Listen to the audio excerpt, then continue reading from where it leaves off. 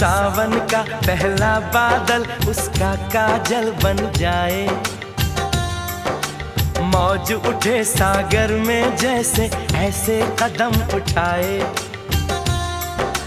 रब ने जाने किस मिट्टी से उसके अंग बनाए।